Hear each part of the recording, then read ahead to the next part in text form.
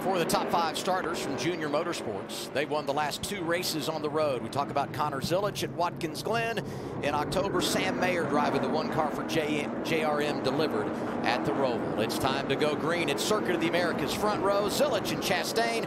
Off we go in Austin, Texas.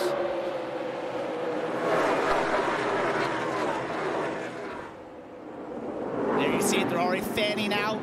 Protecting on the inside for Zilisch there from William Byron, but you see a lot of cars 3 wide as they exit out of turn 1. Yeah, and as they exit off of the racetrack, that's normal. Don't be taken back by cars running over the curbs. That's what these cars do every single weekend. They try to minimize or make the track as wide as possible, and Connor did a great job. We talked about him maybe overshooting that turn. It looked to me like he did it with perfection. Opening stage is 20 laps. Second stage also will be 20 laps. Final stage of the day will be 25. Strategy going to be an enormous part of the game. You don't have to pit to get fuel within any of these stages because everybody can go at least close to 30 laps. Oh! But they will pit early as they play the strategy game and try to gain that track position. 48-19 getting together. Riley Herbst in the 1948, the rookie Nick Sanchez. Might have had a little help here. Yeah, might have had a little help from Jeb Burton in the 27. I would tell you that Carson opened up his entry on that. Yep. Jeb probably doesn't want to make contact right there, but you're kind of out of control on both sides of that. And unfortunately, it put Carson Hocevar hard into the outside barrier. Front row, just like the start of the race. Connor Zilisch, white 88. Inside of the white and green, number 9, Ross Chastain. Green flag, green flag. It almost looked like Ross got a little bit of a run on the exit. Zilisch waited till that line to accelerate. Ross got a little bit of a run on him, but he's not in the preferred position right here. The 88 is going to have a little shorter line. We'll run him. Well, he's pretty fair. Oh, yeah. Pretty fair on exit as Ross is able to hang on and actually get the lead. This is going to be really. Oh, the 88 outside. Back to the outside. That was such a powerful move. Looking for respect. These two are showing it, but they're doing it in typical stock car racing on a road course. Look how beat up that 16 car is of Christian Eckes. It is dented everywhere. We're only 12 laps in this race. Oh, as he hops over the curb. These two have run into each other 3 or 4 times, but they've kept it respectful. I think that might go out the window here as they lose those positions to Taylor Gray. Man, they have been in an absolute battle royale the last 2 or 3 laps, just knocking into each other every available option. This is a game and plan then for... you see William Sawalich. Yeah, William Sawalich making his stop. It was interesting because before he made that stop, a couple of laps before, he did report that he felt like he had a left front tire going down and coming apart. They told him to stay on the racetrack, and it looks like we have the 35 stuck on the racetrack. Yeah, that's Baltazar Leguizamon, who's making his first ever start in the Xfinity Series, and the caution is out for the 2nd time today.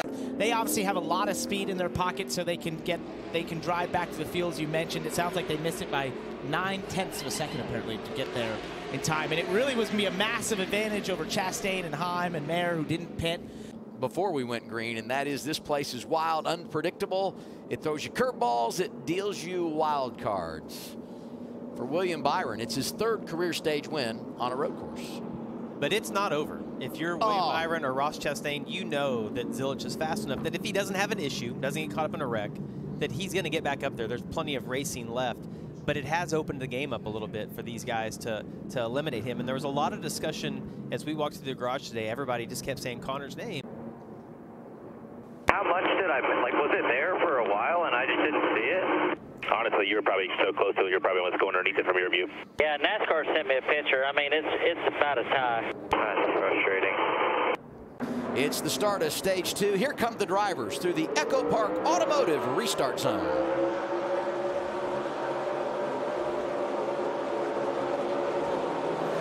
One thing right here, Taylor Gray's kind of been up front all race long. As you see him just barely outbrake Jesse Love, who's not in the preferred position, but it's going to get a pretty good run on the outside. It's just so hard to put the power down because you're going downhill right there as you see Taylor's able to drive out. Last year's Rookie of the Year, racing against one of this year's contenders for that honor. They are side by side up the hill and into turn 1. Crossover move in front of Herbst. Look at Love in the 2. He will go to the point at Coda.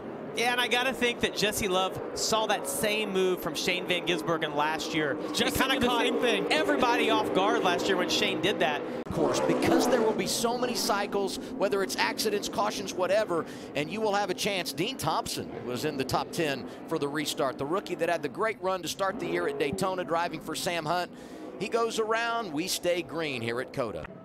In 6A, I mean, there was an incident ultimately that brought it out. Jeremy Clement's able to drive away, but you see the tire barrier coming apart just a bit. Safety officials want to button that up before we go back green.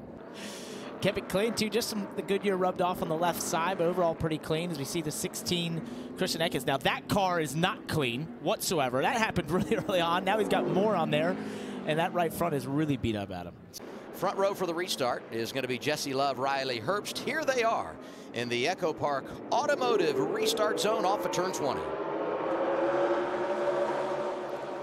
And Jesse Love there tried to get a better run than we saw Zilich got earlier. It just didn't work. He couldn't get the power down out of turn 20. It's so tough, and Herbst was able to get a big run on him. Even Carson Quapple down here at the inside. He's getting swamped from the outside, and Taylor Gray as well.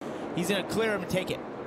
You see a good battle right here as the #1 Bass Pro Shops car gets to the inside of Jesse Love, and Quapple's been really good off of turn 20. Oh, as he overshoots the corner a little bit, not able to get it slowed down, and Jesse's going to go back to the inside. The guys running 3rd and 4th right now. Watch. Yeah, just he had the front end bouncing, the left front's in the air right there. Keep an eye out for Sam Mayer getting spun around. There he is. Sammy Smith got into him. They were almost 4 wide at that point.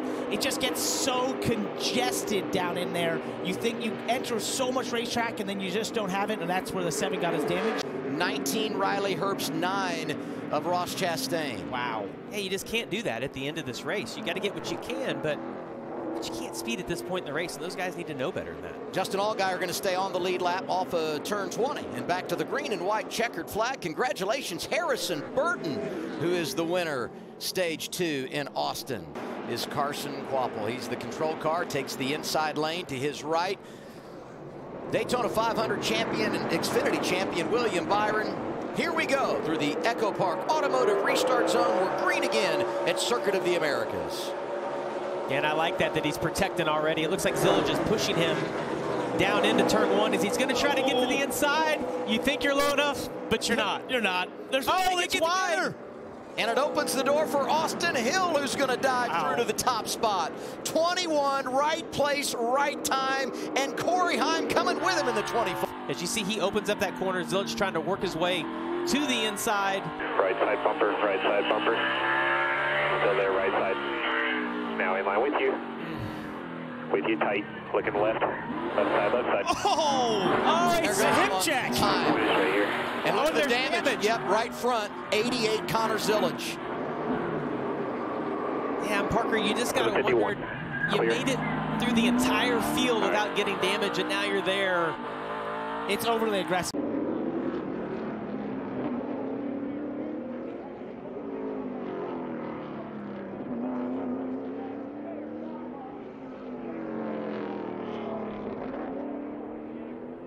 You lose so much time getting side by side here that second that happens, if Carson Quapple isn't able to get it done quickly, Zilich will be right there on their rear bumpers. And we've got to get he locks up that right front. Don't do that too much. He's just pushing so hard right now, and you reference this, Parker. Patience.